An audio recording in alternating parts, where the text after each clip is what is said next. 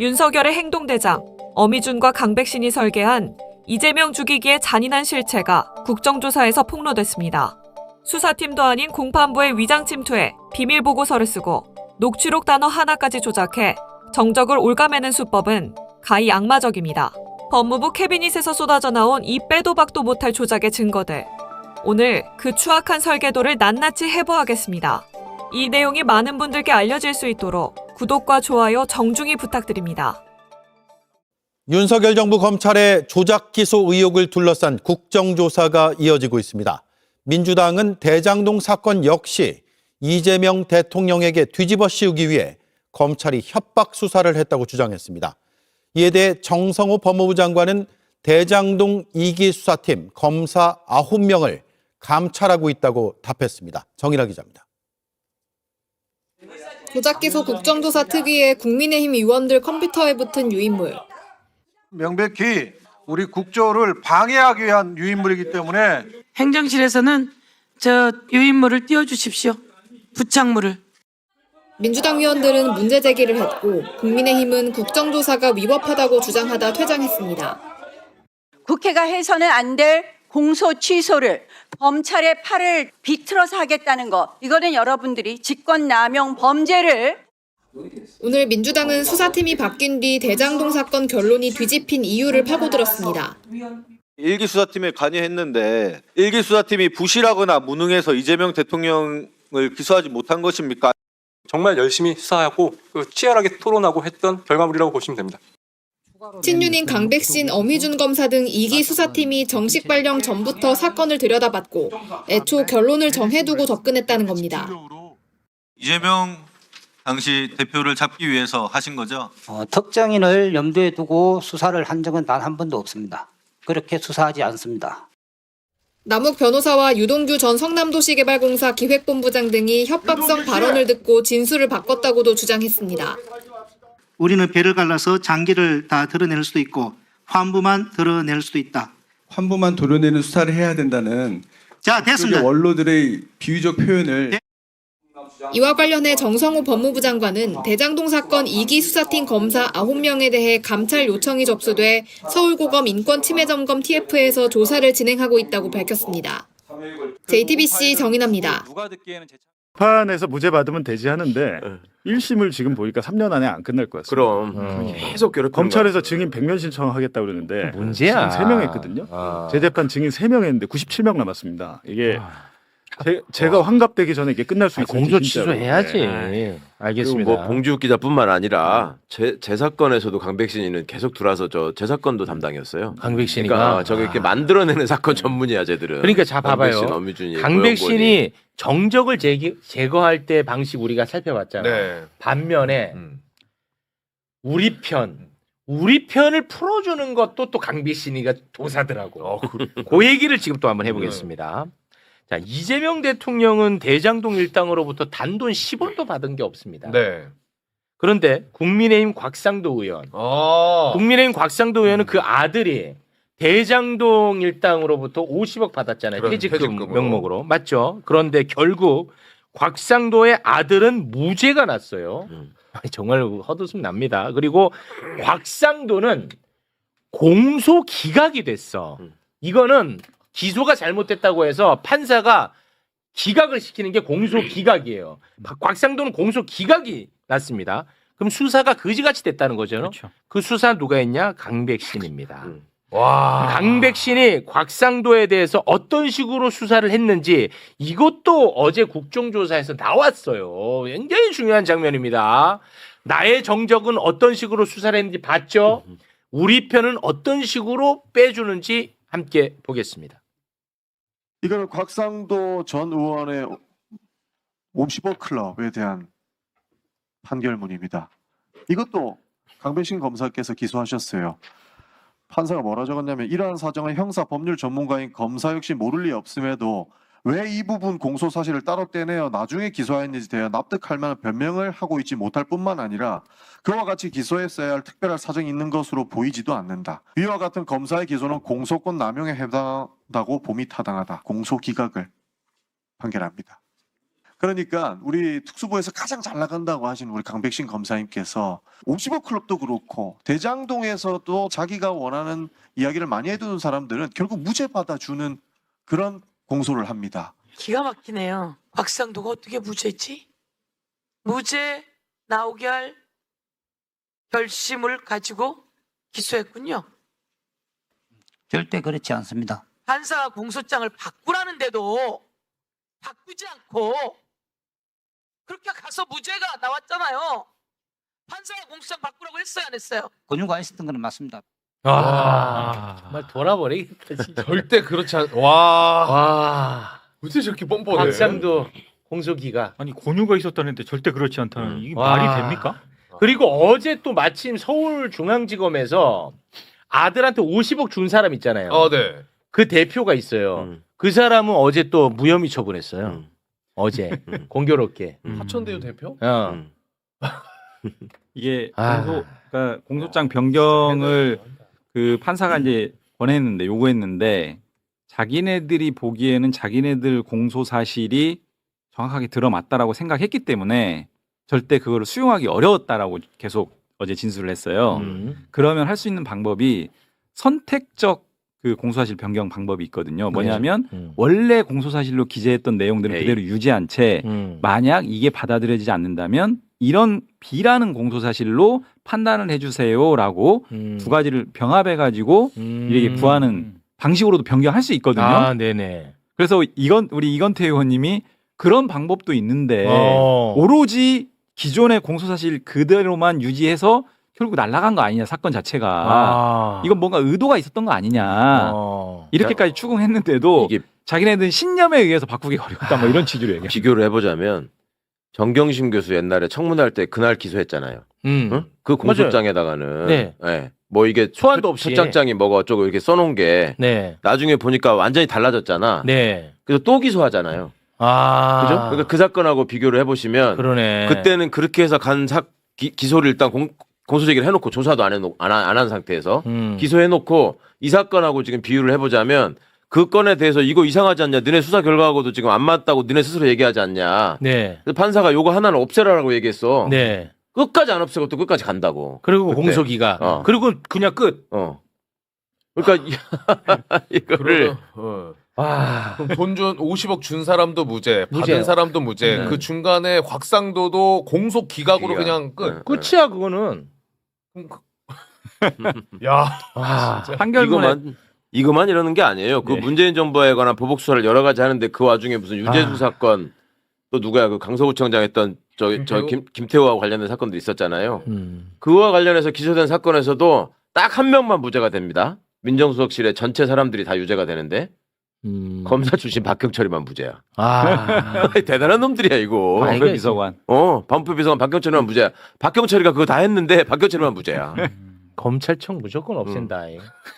없어졌잖아. 이게 더 없애야. 그리고 이제 판결문에 판사가 이제 공소권 남용 그리고 앞에 판시한 내용들을 잘 보시면 정말 말이 안 되는 방식으로 기소한 거야라고 해놓은 거예요. 네네. 저거는 저 정도로 톤으로 판사가 판결문에 쓰는 것은 사실 보기 어려운 일인데 그렇습니다. 속된 말로 이따위로 기소해 놓으니까 우리가 이거 공소권 남용으로 판단할 수밖에 없어라고 써놓은 거거든요. 네. 그리고 지금 우리가 이제 명예훼손 사건 얘기를 조금만 더 보태면 봉지욱 기자 힘 좀 실어줍니다. 그러니까 봉지욱. 이 명예훼손 사건이 아까 우리 봉 기자님 말씀하신 것처럼 사실은 언론인들을 타겟팅한 것 같지만 공소장 내용 전반이 변경되기 전에 67쪽짜리 공소장에는 철저하게 이재명 프레임이었습니다. 그렇죠. 그러니까 심지어 예를 들면 이재명의 공산당 프레임이라는 단어까지 등장해서 재판부에서 이게 명예훼손 사건하고 무슨 상관이 있습니까? 삭제하는 게 좋겠다 뭐 이런 하고요. 네. 이 사건은 이재명 유착관계를 판단하는 재판이 아니다. 이게 명예훼손 사건인지 의문이다. 공소사실의 간접 정황이 너무 많다. 막 이런 방식으로 아주 그냥 공소장에 대해서 난도질을 해요 재판부가. 이례적이거든요. 그러니까 다르게 보면 이 사건의 전반적인 공소장 내용은 이거 대장동 이재명 사건으로 막 주장을 담아놓은 거예요. 네. 그리고 제가 오늘 얘기를 안 드렸지만 어제 그 국정조사에 나온 얘기 중에 하나가 압수조서 얘기가 나오거든요. 압수조서. 그건 뭐예요? 이게 뭐냐면 대장동 사건 관련해서 이제 사건을 진행하는 와중에 22년도 10월 달에 유동규의 사실혼 배우자 박태선 씨를 부릅니다. 검찰에서. 그러면서 당시에 김용 관련된 정치자금법 사건에 대한 이런 부분들의 그 증거물로 박태선 씨가 들고 온 백팩을 그 자리에서 압수를 해버려요. 이 백팩을 통해서 돈이 전달됐다라는 어떤 취지로 압수를 그 자리에서 해요. 아, 네. 그런데 압수하고 나면 압수 결과를 작성하는 조서를 압수조사라고 하는데 그 압수조사의 제목이 이재명 피의자 등 정치자금법 관계 사건으로 딱 타이틀이 딱 잡습니다. 압수조사의 제목을. 근데 그때 당시에는요. 이재명 대표가 아무런 관련성이 없어요. 이 사건에. 피의자로 입건된 바도 없어. 답을 정해놓은 거지. 그래서 제가 이거에 대해서도 이제 그 담당했던 그 강백신 검사 앞에 이제 불러놓고 이때 당시에 피의자 입건도 안 돼 있는데 왜 여기다 이걸 기재했느냐. 그렇지. 말을 못하죠. 말 못하지. 처음에는 입건된 피의자 신분이었다고 얘기하다가 그거 아니다 잘못 알고 있다 그랬더니 나중에는 이제 할 말이 없어요. 탈자라네. 옥이라고 얘기하더라고 나중에는 결국 옥이라고 하더라고. 그래서 우리 의원님들이 사법연수원 출신 의원님들이 연수원에서 옥이를 얼마만큼 우리가 꼼꼼하게 보는데 당신들 사법연수원 공부 안 했냐 막 이러면서 지적하는데 사실은 저희는 어떻게 보냐면 그때 당시에 이미 이 사람들의 머릿속에는 이재명은 피의자로 돼 있었던 거예요. 맞습니다. 그렇죠. 그리고 더 나아가서 그게 이제 그 타이핑으로 돼 있었거든요. 압수조서가. 애초에 이 사람들은 이재명 사건으로 딱 규정이 돼 있어 이미. 그 사건으로 진도를 나가는 와중이었어. 네. 그렇죠. 그게 압수조사에 떡 등장한 거예요. 그렇습니다. 그러니까 깔때기고 답정너거든요. 모든 그렇죠. 사건들이. 이건 정말 검찰청 없애야 됩니다. 그래서 제가 아까 그 대장동 사건 1기 수사팀하고 2기 수사팀으로 그 넘어가는 과정에서 왜 거기다 현미경을 들이대냐. 애초에 직무대리 발령 받고 와서 이네들이 했던 검토 보고서의 내용이 저는 궁금하거든요. 네. 분명히 거기에는 이재명과 경기도 인사들에 대한 혐의점 여부를 중심으로 그렇겠죠. 보고서 작성하고 보고했을 거로 저는 추측을 하는데 예상을 하는데 있습니다. 이 부분을 좀 확인하고 들여다보면 왜 이런 일기 수사팀이 버젓이 살아 있는데 그렇죠. 이 직무대리 발령 받고 온 강백신, 어미준 이 업무 수행 내용과 일기 수사팀은 저는 칸막이처럼 몰라요 서로. 네. 이런 황당한 상황들이 중앙지검 내에서 벌어지고 있었던 거예요. 그렇습니다. 그러니까 정용환 검사는 몰랐다는 거예요. 지금 얘들이 미리 와서 몰랐다는 검토하고 거예요. 있다는 사실 자체를 몰랐다. 전혀 네. 몰랐다고 얘기했습니다. 네. 네. 그러니까 모든 것은 윗선에서. 이재명으로 다 모아지고 있는. 모아지는데 윗선 어딘가에서 지시가 있어요. 떨어졌다고 봐야죠. 일단 중앙지검장의 지시와 보고는 나왔고요. 종합특검에서 대장동 사건과 아니, 쌍방울 대북송금 관련해서는 희대 국정농단 사건으로 우리가 의심을 하고 있다라고 그렇습니다. 발표했고요. 네. 그것들을 밝혀나가는 게 이제 향후 그러니까 최소한 중앙지검장, 검찰총장, 법무부 장관, 대통령은 알아야 되는 사안이지. 그렇게 됐죠 이제. 아 구조상. 네, 네, 알겠습니다. 더 이야기를 듣고 싶습니다만 시간 관계상 우리 봉지욱 기자님. 네.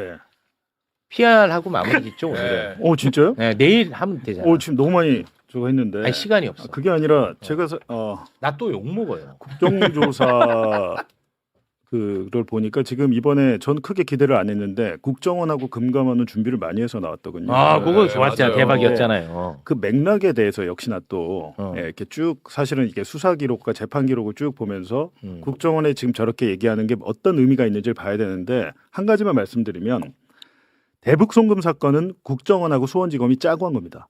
이번에 그게 드러난 거예요. 아, 그렇습니다. 네. 그래서 13번 자료 잠깐 보여주세요. 그건 내일 드리면 안 돼요. 자세한 건데 이거 하려면 한 20분 걸려서. 그러니까 내일 간단하게. 돼. 검찰과 국정원이 부당 거래를 했다는 사실이 이번에 드러난 거예요. 네. 그래갖고 국가정보원 지금 2급 비밀 문건을 오늘 공개하려고 그랬거든요. 그건 내일 공개해야지. 이 자리에서. 내일. 근데 그거 수사받을 수 있는 거 아시죠? 아니 그러니까 내일. 내일. 지금 2급 비밀 문건 내가 여기서 깔까봐 지금. 아니야 내일이야. 쫄아서 그런 거야. 아니 그거 내일 내부 검토를 좀 거쳐보겠습니다. 네. 내일은 또 내일 게 있는데. 그거는 내일 모레. 내일 모레 거는. 순차적으로. 월요일 날. 아니 이거 독한 기자 킴 PR 안 할 거예요? 좀 해주세요. 매일 나가고 그게 아니라 노출해야죠. 저희가 이제 하여튼 매주 수요일. 저 같은 이제 한두 명 있는 독립 기자들이 살려야 돼. 이런 10개 매체가 모여 있고요. 나름대로 이제 저희 나름대로 노력하고 있는데 여러분께서 많이 구독해 주시고 관심을 가져 주셔야 프로그램이 유지가 돼서 맞아. 예, 구독을 좀 꼭 부탁드립니다. 독한 기자 이렇게 치시면 한국 독립 언론 네트워크라고 채널이 나오니까 고맙습니다. 부탁드리겠습니다. 오늘 저녁 8시에 두 번째 알았어요. 방송합니다. 자, 오늘 어제 있었던 국정조사 오늘 뭐 일부 정리를 했죠. 네. 어마어마한 내용 아니야? 그럼요. 진짜 대단한 내용들이잖아. 근데 대한민국 언론은 죄다 어제 국민의힘이 따로 청문회를 열었다. 이걸로 다 도배야. 그게 뭐가 중요합니까? 이거 의미도 없어요. 이거는 청문회라는 단어를 붙이는 것도 저는 좀 문제가 있다고 봐요. 아니 이건 아무것도 아니거든 사실. 네. 언론은 다 이걸로. 그러네, 진짜. 그리고 뭐 반쪽짜리 국정조사다. 한 방 없었다. 뭐가 반쪽짜리야? 반쪽짜리가 아니야. 이게 정상이야. 네. 얘네들이 나가서 이상한 짓을 한 거지. 참칭 청문회고요. 청문회라는 이름을 붙일 수가 없습니다. 국회법상 여러 가지 국정조사법상. 네. 그리고 일방적인 국민의힘의 정치 행사에 불과한 곳에 공무원이고 현직 검사인 박상용이 나갔고 저렇게 등장해가지고 여러 가지 위법 부당한 발언들을 쏟아냈어요. 네. 저것은 수사 및 징계 대상입니다. 그렇습니다. 네. 네. 그리고 제가 꼭 한 가지 말씀드려야 될 게 있는데 리호남 쌍방울 대북송 관련 있잖아요. 이 부분과 관련해서 내려야지. 지금 국정원에서 기관 보고하면서 네. 그때 당시에 리호남이 필리핀에 없었다라고 이제 없었다고 확인을 했죠. 해줬는데 네. 이 부분에 대해서 다른 국민의힘이나 이쪽 박상용 검사 측에서는 뭐라고 얘기하냐면 다른 위장 신분으로 있을 수 있고 그 얘기를 하더라고요. 그런 부분들을 이미 법원에서 다투어져서 법원은 내렸다. 그런 것까지 인정을 해서 사실관계 인정한 거 아니냐라고 얘기하는데 이번에 국조에서 국정원이 기관보고한 내용은 필리핀에 없었다라는 수준이 아니고 제3지에 있었다라고 하는 것을 맞아. 밝혀준 거거든요. 밝혔거든. 근데 그 이 내용은 수사나 재판 과정에서는 빠져 있었던 거예요. 네. 그러니까 기존의 국민의힘 박상용 검사 주장이나 법원의 판단 그 사실 인정 부분이 이 기관 보고를 바탕으로 하면 더 이상 유지되기 어려운 맞아요. 상황입니다. 네. 핵심은 그겁니다. 그렇습니다. 본인 여권도 썼다는 거 아닌가? 그러니까 리오남이 필리핀에 없었다는 것만 얘기한 게 아니고 그때 이제 제3국에 있었다는 거 나왔거든. 네. 근데 박상용이 뭐 국민의힘이 박상용이 본인도 계속 얘기해. 예. 뭐 리오남이 뭐 자기 이름 안 쓰고 뭐 위장해 갖고 여권 뭐 여러 개. 정말 너무 짜증이 납니다. 그러니까 언론이 이런 부분들 제3지에 있었다라고 예. 국정원이 기관 보고한 내용 이런 것들은 잘 안 다뤄요. 안 다뤄. 그래서 제가 여기서 꼭 말씀드렸고요. 네. 우리 다뤘습니다. 마지막 하나만. 왜 다룬 얘기 자꾸 해? 시간 없는데 나 어제 나온 얘기인데 이게 좀 어필을 돼야 되는데 이게 정용환 지금 차장검사가 거의 혼자 그 서울 고검의 감찰부장이랑 거의 이거 혼자 챙기다시피 하고 있어요. 그래서 굉장히 어려운데 어려워. 대검 감찰부의 인원 보강 요구 또는 상설 특검 건의 이런 부분들을 했다라는 거예요. 그런데 거기서 이런 부분들에 대해서 계속 수용을 안 하더라. 거절하더라 말하자면 이런 것들을 어제 제 질의에 대해서 그렇게 답변을 했어요. 근데 잘 아시는 것처럼 대검 감찰부장이 박성재 전 장관이 알박기로 심어놓고 간 김성동 부장입니다. 그래서 이 부분도 차후 청문회에서 저희가 따져 물을 지점입니다. 네. 지금도 그 자리 지키고 있는 사람이죠. 있습니다. 네, 알겠습니다. 어미준, 강백신 어떤 사람입니까, 이 사람들? 이 사람은 윤석열 정부의 윤 라인이다 이런 얘기가 있었는데 사실은 윤석열이 그렇게 라인을 둘 만한 그런 계보를 둘 만한 그런 그 길을 걸어오지 않았습니다. 그런데 윤석열이 문재인 정부 들어서 국정농단 수사를 열심히 하면서 그때 이제 떠오르기 시작하죠. 그때 떠올랐을 때 옆으로 딱 붙었던 사람이 한동훈입니다. 한동훈입니다. 그리고는 사실은 윤석열은 가장 가까운 검사라고 친다면 박형철, 이복현 이렇게 쳐야 될 거예요. 밑에 있는 사람들. 그런데 아무튼 윤석열이 정권을 잡고 윤석열이 핵심으로 떠올랐을 때 말입니다. 떠올랐을 때 가장 가까운 사람들로 친윤 라인으로 꾸리는데 많지 않았어요. 많지 않았는데 그때 이제 꾸렸던 사람이 이원석, 송경호 정도 이렇게 봐야 될 것 같은데 그 밑에서 실제 일은 부장검사, 부부장검사 그 사람들이 나서서 움직여야 됩니다. 박상용처럼 옛날에 김기동, BBK 김기동처럼 그때 이제 핵심 임무를 맡아서 이 자객 임무를 맡아서 건을 맡아서 직접 일을 행동대장.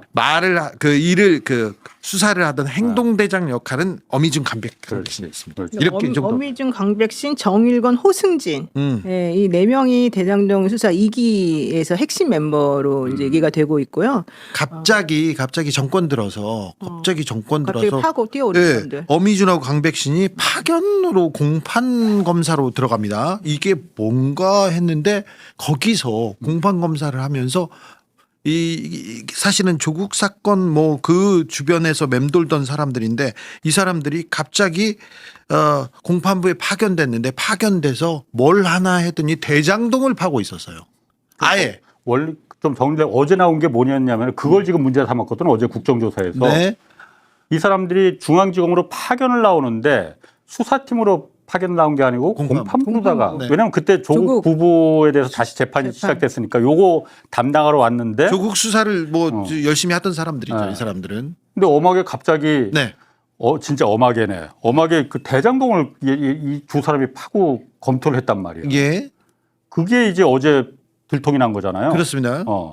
그러니까 그 기록이 남아 있어서 이 사람들이 2022년 5월에 공판부에 파견이 돼서 그때 직무대리로 이제 갔었었는데 거기 가가지고 사실은 엄하게 대장동 기록을 먼저 보고 있더라.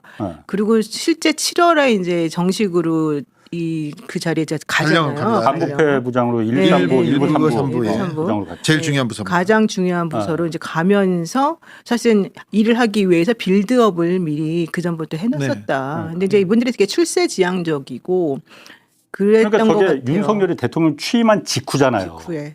5월 10일 날 대통령 취임하고선 바로 직후에 그냥 저 두 사람을 갖다가 중앙지검에 꽂았거든. 그치. 바로 반부패 부장으로 꽂을 수는 없으니까는 공판부로 일단 파견을 보냈다가 직무대리로. 네. 그다음에 두 달 뒤에 7월에 그 7월에. 반부패 1부장, 3부장으로 꽂아는 거잖아요. 근데 그 두 달 동안에도 계속 그걸 공판부에 있으면서 다른 사건의 수사 대장동 수사를 갖다가 이 두 사람이 봤다는 거 아니에요? 이미 준비하고 있었고요. 윤석열은 그 당시 윤석열 정부 초기에 인사에 대해서 별로 관심이 없었어요. 별로 관심이 없고 그 윤핵관들이 다 나눠 먹고 하다가 자기네들끼리 싸우고 장제원 좀 밀려나고 그런 권력 암투가 있었지 않습니까? 근데 다른 인사에 대해서는 관심이 별로 없고 검찰 인사만 관심이 있어요. 검찰 인사. 그러니까 이원석, 송경호 그리고 이 밑에 특수 1부 3부입니다. 진짜 중요한 일을 정권의 가장 중요한 일을 해야 되는 사람 어미준 강백신으로 아예 꽂아 놓은 거예요. 그 인사는 윤석열 머리에서 나왔다고 보는 게 상식적일 겁니다. 근데 이 라인을 하고 다른 인사는 김건희가 했어도 검찰 인사는 윤석열이 자기가 했겠지. 그렇습니다. 네. 다른 거는 관심이 없어요. 윤석열은. 근데 모르기도 했을 테고. 네. 그런데 어미준 강백신한테 이미 미션을 준 거죠. 줬다고 봐야죠. 그렇지. 대장동. 야 이걸로 이재명 잡아. 이 얘기를 그러면 니네 어디로 보내줄게.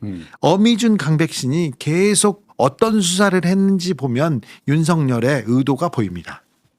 강백신하고 어미준이 반부패 수사 1부장, 3부장으로 가잖아요. 네. 그리고 결국은 이재명 당시 이제 민주당 대표지 기소해버리잖아요. 네. 일기 수사팀장은 저 정용환이나 이 사람들은 이재명하고는 관계가 없다 했는데 정반대 결론으로다가 내버리잖아요. 그래서 이 내부 목적한 바가 있었죠. 내부 보고가 어떻게 돼 있는지 이거를 찾아내야 되는 그거 한번 보고 싶네. 그렇죠. 그 서류를 보고 싶죠, 진짜. 저 밑그림대로 이제 가는 거 아닙니까? 그러니까 그때 어떤 식으로 설계를 했는지 자기네가 이 보고서를 처음에 봐봐. 처음에 이 어미준 강백신이 갔을 때는 정용환 검사가 해놓은 그게 첫 번째 자료였을 거 아니에요? 거기는 관계가 없다고 돼 있을 거잖아요. 근데 이게 나중에 관계가 있는 걸로 그림이 그려지려고 하면 저 사람들 보고서에도 뭐라고 썼겠어요. 네. 자 생각해 보면 한명숙 수사가 딱 그렇게 됐죠. 그때 어미준이 강백신이나 어미준이 있었죠. 어미준이었지. 특수부에서 특수 3부였나 2부였나 한쪽 부서에서 얘기를 했는데 하고 기소해가지고 무죄가 나와요. 그러니까 다 특수부 다 특수 1부 김기동이 가져가죠. 김기동이 가져가서 다른 건으로 또 그림을 그리기 시작합니다.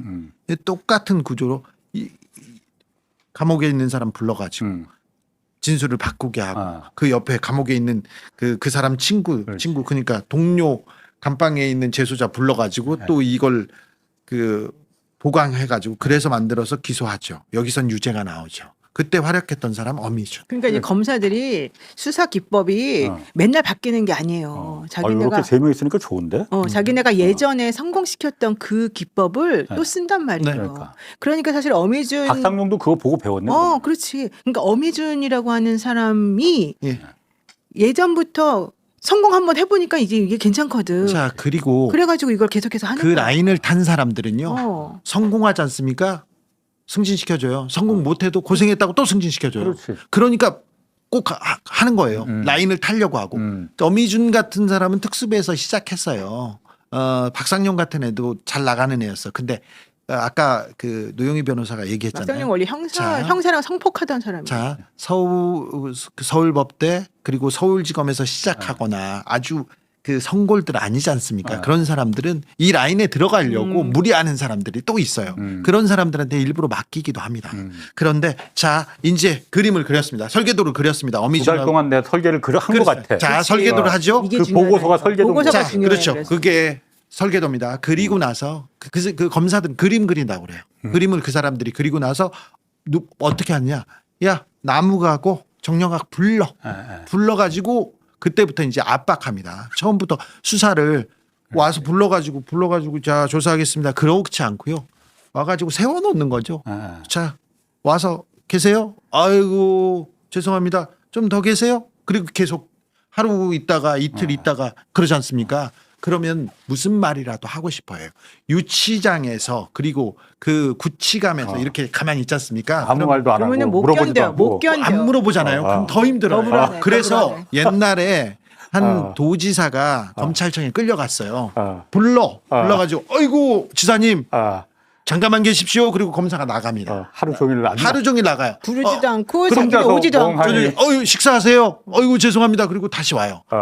아이고 오늘 지났네. 내일 오세요. 그리고 이틀 사흘 했더니 그 도지사가 검사 바지를 잡고 그냥 내가 얘기할 테니까 조사해 주세요. 그러더래요. 근데 그 작전을 처음 씁니다. 불러가지고 앉아놓고 밀어넣습니다. 나중에 그 사람은 화장실을 가야 되는데 화장실 간다고 말하는 게 굉장히 좀 좀 이거 눈치 보이고 저 사람은 어떻게 할지. 야, 너 끝났어. 이렇게 한마디 하다가 이렇게 갑니다. 그래놓고 시작하는 거예요. 이게 특수부 검사 전형적인 방법이에요. 이게 엠파이어라고 하는 JTBC에 그 드라마가 있었어요. 거기 김선아 씨 알잖아요. 그 옛날에 삼순이 내 이름은 김삼순인가 뭐 어떤 그 사람이 거기에 이제 이 법조 왕국에 있는 검사인데 이 사람이 거기서 자세하게 얘기를 해요. 어떻게 조지는지를, 어떻게 피의자를 불러갖고 괴롭게 하면서 어떤 식으로 이 사람들을 구치감에 넣어가지고 어떻게 그 사람을 인간 이하로 고문 같은 거 하나도 안 해. 그러면서 어떻게 그 사람이 스스로 알아서 하게 만든지. 2003년 4년까지는 폭행 사건이 있었고 2004년에 2002년이었나요? 2003년 4년에 서울지검 강력부에서 김 땡땡 검사 그때 반에서 사람이 죽었잖아. 사람을 때렸다가 죽었어요. 그 다음부터는 변해서 못하게 했는데 그래도 검사들이 불러다가 앉혀놓고요. 불러다가 벽보기에 서 있게 하고요. 불러다가 그냥 놔두고요. 여러 가지 방법이 있습니다. 그리고 지나가다가 그 우편번호부 있잖아요. 그런 걸로 머리를 탁 때리는데 때리면요. 그냥 때리면 기분 나쁘지. 옛날에 전화번호 부르죠. 전화번호. 자, 그걸로 제대로 때리지 말고 귀를 스쳐가지고 빗맞게 해라. 이게 또 그 검사들의 기술이에요. 왜 빗맞게? 더 기분 나빠요. 모욕적이. 더 기분 나빠요. 이게 스치잖아요. 아니 게다가 얼굴을 약간 스쳐서 가야 돼요. 얼굴을 안 가면은 사람이 좀 덜 모욕적이거든요. 이 얼굴이 이렇게 반쯤 스쳐서 이게 대각선으로 스쳐서 가야 돼. 변호사님 잘 알잖아. 저도 잘 알잖아. 이거 다 검사들한테 들은 내용이에요. 다 봤어. 아니 그런데 그렇게 그러니까 그 협박하고 그래서 윽박질러서 이렇게 하는 것까지는 그림을 그렸습니다. 네. 그림을 강백신하고 어미준이 그렸다는 걸 자기네들도 얘기했잖아요. 그다음에 그림대로 돼야 되는데 그러면 증인을 다시 봐야 되는데 증거들은 그대로 있고 증인들도 이 정영학 나무군요. 이미 재판받고 있잖아요. 그래서 불러서 얘네들의 얘기를 만들어야 돼. 물꼬를 저 이재명으로 돌려야 될 거 아니에요. 그때부터 시작되는 거죠. 불러다가. 그래서 한 게 지금 대표적으로 어제 국정조사에서 나왔던 게 그 정영학 녹취록의 중요한 증거 기록이었잖아요. 네. 이걸 갖다 1차 수사팀이 만든 그 증거 녹취록을 바꿔버렸잖아. 네. 애매한 부분들. 네. 예전에 한번 이 보도가 나오긴 나왔는데 어제 다시 나왔어. 그러니까 1차 수사팀에서는 이제 실장님 얘기를 꺼내더라고요. 이 얘기가 있었어요. 네. 1차 수사팀에서 실장님이 아니고 재창형 이렇게 써 있었는데 재창형이 누구냐면은 정재창 씨라고 대장동 공범죄 초기 공범이었는데 나중에 빠졌어. 이 정재창은. 이 사람을 말하는 건데 이게 갑자기 실장. 저건 정진상 그때 그 민주당 그 정무조정실장 정진상을 갖다가 저기다 껴넣어버린 거거든. 네. 그래야만이 이게 정진상 이재명을 올라갈 수 있는 고리가 되니까. 검사들이 잘 쓰는 저급한 그건데 그러니까 녹취록 나머지는 다 당연히 사람들이 이거를 이 중간에 단어 하나를 가지고 바꾸려고는 생각도 못 하잖아요. 네. 게다가 검찰청에는 따로 속기사가 따로 있어요. 그러니까. 그래서 그 검찰청 속기사가 그걸 듣고서는 그대로 진술했다고 자기네가 써. 근데 이미 만들어진 문서니까 더 이상 안 본단 말이에요. 다시 듣지도 않고. 그렇죠. 그러니까 그거를 이용해서 그 중간 거를 바꿔버린 거예요. 변호사들이 그거 그래서 하나하나 따집니다. 열심히 하는 사람들 따지는데 그거 다 읽어봐야 돼요. 근데 이렇게 크고 중요한 사건은 장난질 안 하거든요. 못 하거든요. 근데 얘네들은 했어. 그래서 그 재창이 형인지 실장님인지 네. 완전히 다른 말이잖아. 네. 그렇지. 그거 한번 다시 한번 우리 녹음 한번 좀 들어보자고요. 그거 한번 좀 들어보시죠. 다가 그냥 좀 뭐 없는 그냥 없었던 일처럼 하더니 이제 재창형 얘기를 꺼내더라고요. 재창형 얘기를 꺼내더라고요. 저게 어떻게 실장님으로 들리지? 재창형이 누가 봐도 저 재창형인데 그러니까 누가 들어도 원래 녹취록이 없는 용의하고라는 단어를 삽입해서 김용 전 민주연구원 부원장이 개입한 것처럼 하고 저기선 지금 그 진술은 안 나왔는데 지금 말한 것처럼 재창형이라는 말을 실장님을 해서 정진상을 끼워놓고 이제 이런 식으로 지금 다 만들어내는 거죠. 용의하고 용의도 넣었어요. 그 용의하고 김용을 또 넣었어요. 김용을 말한 거야? 네. 그걸 또 끼우는 거야? 용이라고 하는 단어를 썼어요. 이거 그래서 말고 이제 성남도시개발공사 설립에 김용이 개입한 것처럼 이걸 만들어냈죠. 그래서 저걸 갖다 어제 국정조사에서 이게 어떻게 된 건지 어미준하고 강백신 저기에 대해서 좀 답변을 했어요. 이걸 갖다가 왜 재창형을 실장님으로 바꿨느냐. 그 답변 한번 좀 들어보시죠. 강백신, 어미준 증인 앞으로 나오세요. 녹취록이 이렇게 조작된 경위에 대해서 알고 있는 분 있어요? 저는 모릅니다. 조작이 된 게 아니고 저희들이 구체적인 경위는 법정에서 저희 다 설명을 한 걸로 알고 있는데 저거는 저희들이 정영학 씨가 녹취록을 여러 번 걸쳐서 제출하면서 아마 저 마지막에 한번 낼 때 추가로 낸 어떤 녹취록이 있어서 다시 한번 이렇게 전체적으로 의뢰를 했고 속기사님이 해준 걸 그대로 제가 이렇게 재판에 그대로 제가 이렇게 걸로 알고 물어볼게요. 있습니다. 그 녹음 파일을 누가 듣기에는 재창형으로 듣고 누가 듣기에는 실장님으로 들을 수 있습니까? 확인해 보셨어요? 안 해보셨어요? 녹음 파일 직접? 저걸 제가 직접 확인한 기억은 없습니다. 한 번도 들어본 적 없어요? 제가 직접 보진 않았습니다.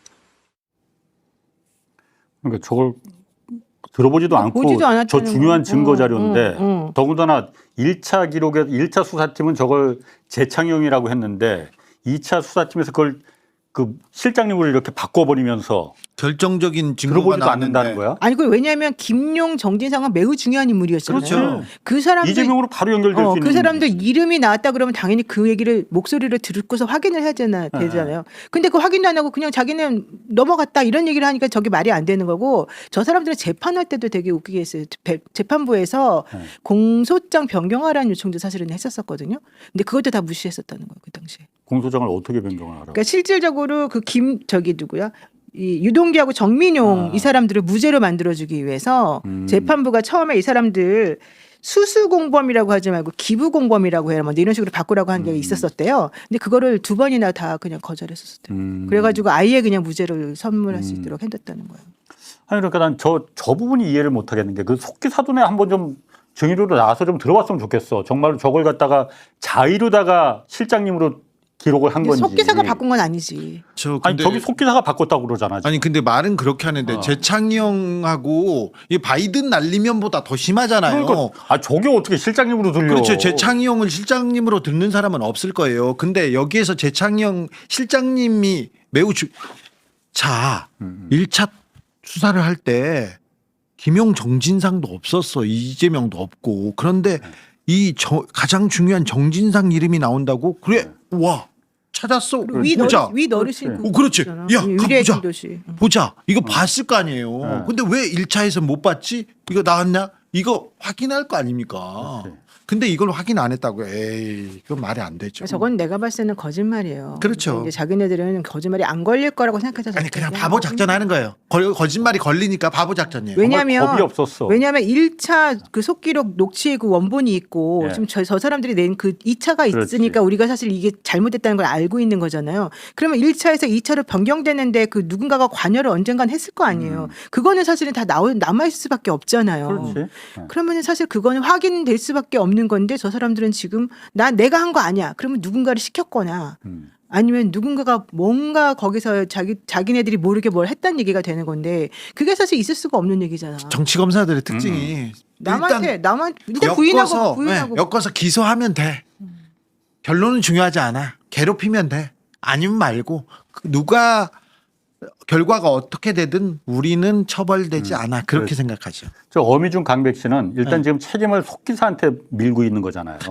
나는 들어보지도 않았는데 1차에서 그런 게 2차에서 완전히 바뀌어버렸는데 속기사가 그렇게 들었다고 하네.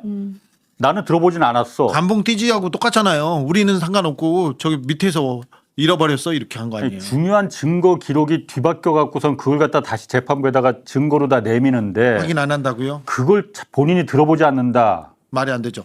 제가 담당 취재 기자야. 근데 이 중요한 증거가 나와서 이렇게 기사 쓰겠습니다. 근데 내가 이걸 확인 안 했다고 그리고 데스크가 확인 안 했다고 이건 믿을 수가 없죠. 어쨌든 이 사람이 얘기한 게 추가로 낸 녹취록이 있어서 전체적으로 의뢰했다.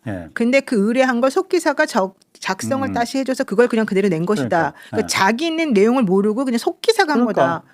그러니까 속기사가 나와야 돼요. 아니 그러니까 속기사 나와야 돼 정말로. 속기사 나와야 돼. 속기사가 진짜로 자의적으로 한 거냐 아니면 누구한테 오더를 받아서 한 거냐. 근데 저런 식으로 속기사가 우리가 듣기에도 무조건 재창형으로 들리는 거를 실장님으로 사실 들었다고 쓸 수는 없어요. 그 직업적 양심상. 비슷하게 어느 정도 비슷해야지 말이 맞는 거죠. 글자도 3글자 4글자야.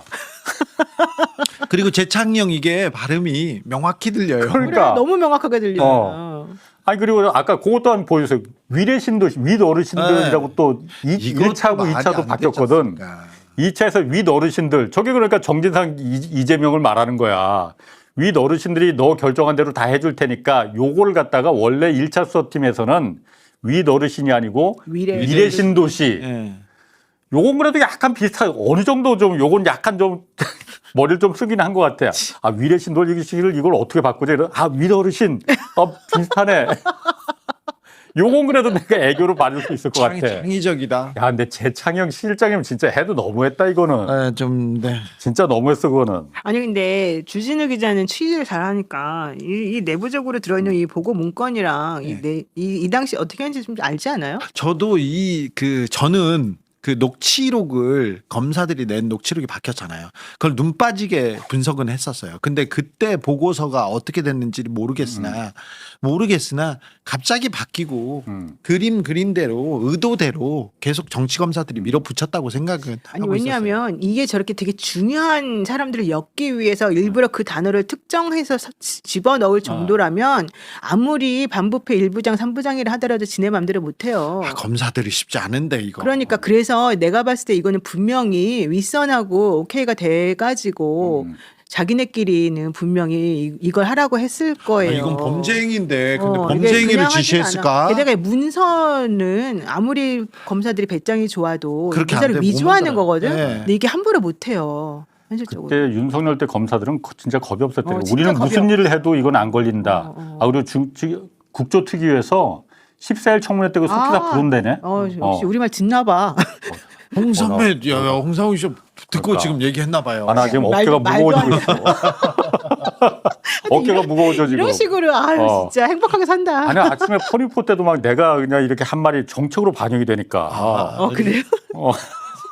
아니야? 나만 이렇게 생각하는 거야? 아니야. 우리는 그 자리에 없었나 봐. 맨날 자기 혼자만 있나 봐. 트럼프가 좀 들었으면 좋겠어요. 이제. 그러니까 영어로 하세요. 영어로 해야 되나? 영어 못하다는데. 오호 이 사람 해봐. 참. 트럼프한테 이제 전제 끝내고 우리 같이 살아봅시다 한번 해봐. You fire. 그게 무슨? 충분해. 충분해. 네. 자 어쨌든 요거 속기사 나온다니까 하여튼 국정조사에서 부를 사람 여러 명 있어 지금. 14일. 14일 속기사. 14일 이화영 씨도 나오는데. 속기사가 14일 국정조사에서. 속기사가 나와가지고 자기가 처음에는 제가 이렇게 제출했습니다. 그거 원본을 가지고 얼마나 오시면 그 남자 좋겠다. 부들부들하겠어요. 왜냐면 속기사도 저거 정말 잘 틀리면 자기 처벌받아요. 네. 그리고 면허도 뺏겨요. 이제 그러니까. 속기사. 저 그런데 위 노릇신을 위례신도시 여기까지 내가 애교로 100번 양보해서 한다 하더라도 재창영을 실장님으로 한 거는 뭔가 속기사도 좀 사실대로 이실직고를 하든가 아니면 뭔가 단단히 준비를 하고 나와야 되지 않을까. 자, 속 기사님 검찰에만 자리가 있는 게 아니라요. 법원에도 있고요. 또 그렇지. 정부에 많이 있습니다. 진실의 편에 정의의 편에 서시면 절대 절대 후회하지 않으실 겁니다. 아니 그리고 중요한 건 원본으로 이 음성을 우리가 분명히 들어보겠죠. 속기사 말만 듣진 않잖아요. 저런 검증을 할 그럼요. 때는. 그런데 실제 듣는 거하고 너무 다르게 한다 그러면은 그 사람은 속기사로서의 자격이 없는 거잖아요. 게다가 처벌받는다니까 진짜. 저런 저 정도 중요한 내용은 저 재판에서 다시 돌려 들었습니다. 다 들어요. 원래 변호사들이 그걸 네. 듣자고 해야 그렇죠. 그런 거 그럼 알고 그때 있지. 재판에서는 저걸 법정에서 틀지는 않았었나 그러면? 나중에 알려졌을 거예요. 나중에. 그때는 정부 자기네들도 있는 줄 알았을 거예요. 왜냐면 이제 정민영 씨가 하도 왔다 갔다 했잖아요. 왔다 갔다 거기다가 검사 정영학 녹취록도 맨날 왔다 갔다 하고 그래서. 그리고 기본적으로 검사들이 이 정도까지 거짓말을 하겠느냐 이런 그 바닥에 대한 신뢰는 있었을 거예요. 바닥에 대한 신뢰. 그 바닥 밑에 지하실이 있었다는 걸 그렇죠. 몰랐네. 여기까지 뭐 하여튼 지금이라도 이 부분은 그러니까 그때 조작을 한 검사들은 분명히 단죄를 받아야 됩니다. 하여튼 지금 체포해야 됩니다. 체포뿐만이 아니고 정말 엄히 강하게 처벌해야 돼.